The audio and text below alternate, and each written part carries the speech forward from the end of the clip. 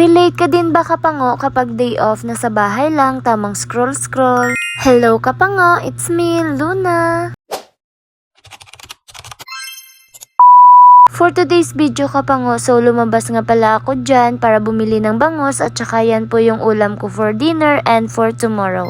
At dito nga pala ako bumili kapango, isang piraso, 120 pesos po. O nakatipid na naman po si Pango kasi ulam ko na po yan sa dinner at saka for tomorrow hanggang lunch na po. Pinahati ko nga pala sa dalawa kapango, pang prito kasi dapat magluluto ako ng may sabaw na may takway kaso walang takway kaya pinirito na lang. Syempre, flex ko po sa inyo kung gaano kataba yung bangus kapango at saka nag-slice ako dyan ng bawang para sa pag-marinate at saka tinimplahan ko lang kapango, naglagay lang ako dyan ng toyo, paminta at saka magic sarap. O diba, para-paraan lang yan para mapasarap yung ating piniritong bangos. Ay, inarte naman niya Siya minarinate ko yan kapang mga 5 minutes tapos nagsaing lang po ako dyan. So, half lang po ng cup yung rice ko para sa hapunan. Syempre kapango, no, hindi pwede na habang naghihintay tayo ng marinate, wala tayong gagawin. Dapat multitasking pa rin tayo kapango. Nagprito na pala ako dyan kapango. So, grabe yung talsik ng mantika kaya napashelled ako. So, yung takop ng kaldero, alam nyo na.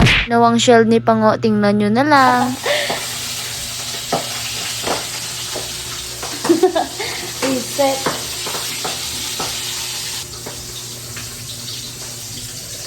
Ayun, at natakpan na din yung tumatalsik na mantika kapango. Ang sakit ba naman?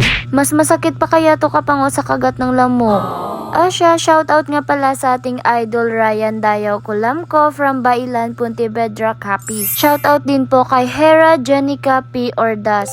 Maraming salamat po. Sana patuloy niyong suportahan ng aking vlog. God bless you all po. At sa mga gustong magpa-shoutout, comment lang po kayo sa comment section at saka lagyan niyo po ng lugar kung taga saan kayo para ma-shoutout ko po.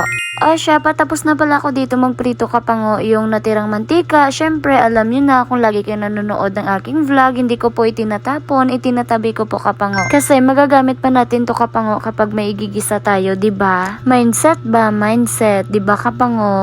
So, nakalimutan ko nga pala sabihin kapango, bakit nakatipid ako today? Kasi yung ulo na bangos kapango, ulam ko po yan bukas for lunch. Lalagyan ko po ng kamote, kamuting dahon ba? At saka nagtimpla lang ako dyan ng isang basong juice kapango. So, ito yung dinner ko, ito yung breakfast ko, at saka ito po yung pang lunch ko. O, diba? Nakatipid na naman si Pango for today's vlog. Yun na, para-paraan lang yan kapango para makatipid. And thank you nga pala kay Relly May sa pagbigay ng Bicol Express. More blessing to come. Amen. Tara kapango, hapunan na po. Have a blessed Sunday everyone. At sana kapango, hindi kayo magsawa sa panonood ng aking vlog or mga video. Siya, that's all for today kapango. Thank you for watching. Bye! Jesus loves you. Mwah. See you on my next vlog.